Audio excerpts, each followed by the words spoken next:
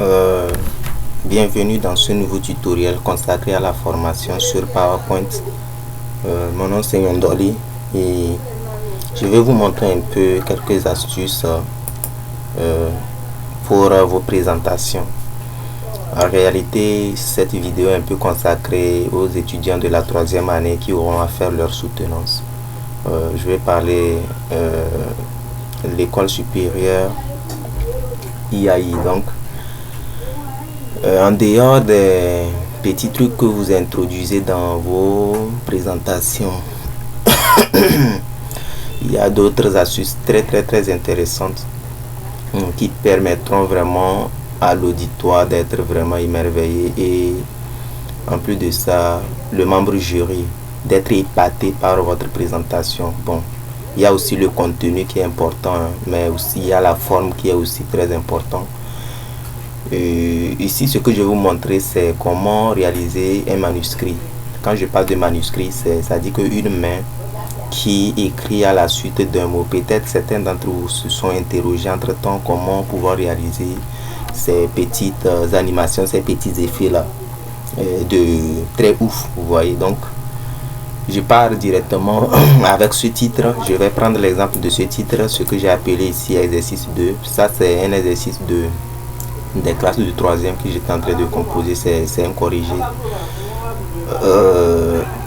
Et ici j'ai pu télécharger une main avec un crayon. Vous pouvez aller sur comment on appelle Google, taper, faire la recherche pour ce qui concerne les manuscrits. Voilà, vous allez chercher dans toutes les images, vous pourrez trouver une image du genre avec une main qui tient un crayon. Voilà, et vous allez l'utiliser pour réaliser ce que je vais vous montrer. Merci. Donc premièrement, quand vous amenez ce crayon, bon, vous réduisez sa dimension à votre préférence, et maintenant vous sélectionnez le texte en question. Quand vous sélectionnez le texte, vous cherchez dans les effets au niveau des animations là, vous cherchez l'effet fondu. Bon, moi mon texte, mes détails ici sont totalement en anglais. Je vais parler de mon système d'exploitation, excusez-moi. J'ai préféré ça pour vraiment remonter le niveau, bon, voilà, d'apprentissage en anglais. Voilà. Donc ça, c'est le fondu. Vous cliquez et vous voyez l'effet du fondu qui s'applique directement sur le titre de l'exercice 2. Voilà. Maintenant, après ça, qu'est-ce que vous faites? Vous allez dans l'extrême droit ici. Il y a un menu là concernant le titre que vous avez sélectionné. Vous allez sur option effet. Quand vous allez sur effet, vous allez dans animation de texte.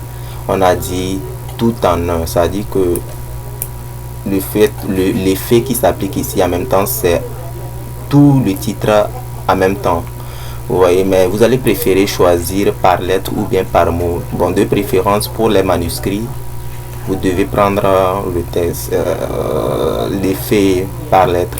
Voilà. Quand vous l'appliquez, vous augmentez ici la taille à votre préférence, le pourcentage. Ça, c'est que plus vous augmentez, plus l'effet fondu va de façon progressive, c'est-à-dire qu'un peu lentement. Donc, quand vous l'appliquez comme ça, vous allez voir que il y a E qui vient X, voilà. Donc c'est ça, ça respecte un peu les normes de l'effet manuscrit. Donc après ça, qu'est-ce que vous faites? Vous essayez de prendre cette main là, vous allez aussi dans les effets, et à ce niveau il y a custom path, ça dit que c'est un effet de zigzag. Vous le prenez, quand vous le prenez, vous venez, vous allez voir que votre souris, plutôt votre curseur de souris se transforme en plus. Vous venez sur exercice et vous faites une simulation d'écriture, c'est-à-dire vous suivez exactement les lettres en faisant cette simulation là, pour donner l'impression que la main est en train de former ces lettres. Donc il y a EX, il y a encore E, je ne suis pas très rapide, hein. Bon, vous allez essayer de... il y a R ici, il y a C, I, C, E, 2 et les deux points. À la fin, maintenant, vous double-cliquez. quand vous double-cliquez, vous allez voir que la main là réagit d'une manière selon ce que vous avez appliqué comme comment on appelle simulation. Donc quand c'est comme ça, quand vous arrivez à le faire comme ça, vous essayez de déplacer légèrement cette main là pour amener, parce que parfois ça ne reste pas exactement sur les lettres que nous souhaitons. Donc vous glissez ça de telle sorte que vous puissiez avoir pour une main, la main qui est exactement sur la lettre E. Excusez-moi, je vais faire CTRL Z parce qu'il y a certains décalages qui sont trop... Voilà, donc jusque là nous sommes en train de faire un truc. Maintenant ce qui nous reste à faire, vous allez voir que il va très rapidement. Comment faire pour que cette écriture puisse aller en même temps avec le mot exercice de 2 points? Il faut calculer, il faut faire les pas, il faut en fait définir des pas par rapport aux lettres et des pas aussi par rapport à la main qui est en train d'être écrite. Et ceci se passe dans l'extrême supérieur droit. À ce niveau là où je suis en train de faire bouger la souris, vous allez voir, on a écrit quelque part on click avec la durée, le délai. La durée ici, ils ont précisé pour bien sûr cette main là, la durée c'est 2. Vous voyez ça? Donc ce n'est pas bien que ce soit à 2, puisque à ce niveau, lorsque vous avez pris le texte, vous êtes venu ici, vous avez pris option effet, vous avez défini à 80%. Donc comment faire pour que ça soit exactement sur la même longueur d'onde? Donc il est préférable de sélectionner l'icône et de venir sur cette partie là et de calculer. Donc quand vous prenez ça, vous essayez de compter le nombre de lettres, de caractères, autant pour moi. On a 1, 2, 3, 4, 5, 6, 7, 8, 9 et 10. Ça c'est pour exercice de 2.10 caractères. Vous calculez ces 10 caractères là, vous faites 10 multiplié par la durée, c'est-à-dire que la durée de base du texte qui existait avant, c'est-à-dire c'est 0,5. Donc vous faites 10 multiplié par 0,5. Ça fait, je pense, 5 ans. Attendez, 10 fois 0,5.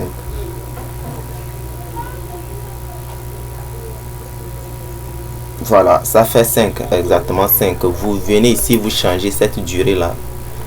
Excusez-moi, c'est-à-dire pour le test, je vais parler de la main. Vous changez cette durée maintenant à 5.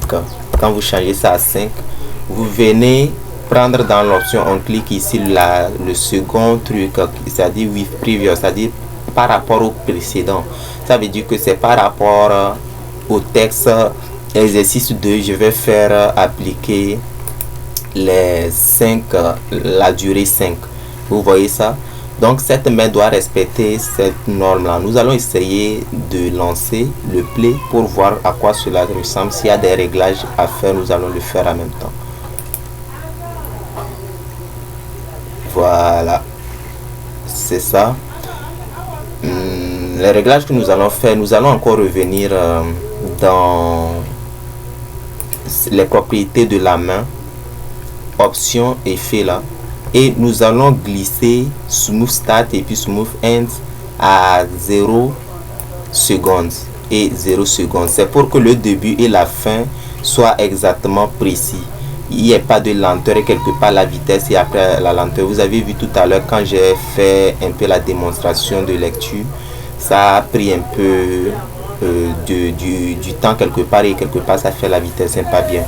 Donc vous faites appliquer OK comme ça et vous allez voir que c'est à peu près à ça ressemble. Donc lorsque vous faites ça, vous devez normalement, nous allons lancer l'effet normalement, c'est-à-dire que la vision globale pour voir comment ça doit se présenter. Tu fais clic comme ça, voilà, c'est ça. Voilà, je pense que c'est terminé.